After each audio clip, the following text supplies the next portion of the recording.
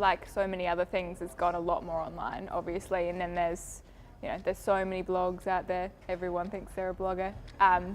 But also social media as well. So it's just a lot more visual, I guess. And I mean, obviously fashion's always been visual, but kind of the amount of words has been lessened, and it's more about the photos. So yeah, I guess there's actually more of a focus on people as well. I suppose before it was fashion as, models and designers, and less about, your everyday person.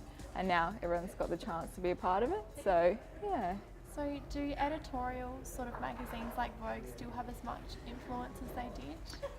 I think they still definitely have an influence. I mean, people still read Vogue, but like most publications, the readership's, I imagine, in terms of actual paper, it's gone down because people can go online and check it out that way.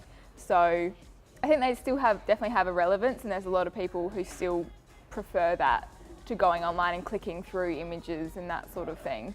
But yeah, I think it's so much easier to access when you're online, and you can, click from thing to thing. So like from one editorial to another, related designers or related photographers, and people really love, I think, the interconnectedness and how it's instantaneous. You don't have to go to the newsagent and pick one up. You can just be sitting in your lounge room. Yeah, as you say, fashion used to be this sort of exclusive, no access zone, especially events and that sort of thing, but now they're live tweeted, live streamed. Yeah, exactly. How has that changed the industry?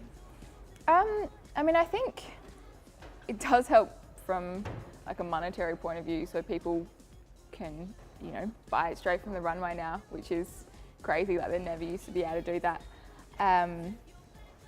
But yeah, I think it makes it harder as well, because more for the actual fashion designers, because it is less, exclusive for them. But in terms of people like us, it's kind of nice to be a part of that world, and you can share your opinions.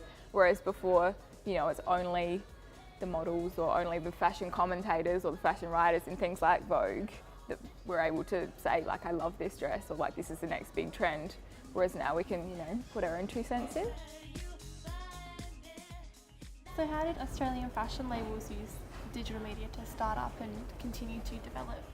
Everyone loves all the behind the scenes, so like the Cameo girls are out to lunch, something like that. Everyone loves seeing that because it makes it a lot more relatable. But obviously from a business standpoint, it's a really good way to sell our items too, to make sure people know exactly when it's dropped. So everything's just gone online. It's really important for a lot of startups and smaller labels nowadays. That's how they get their reach.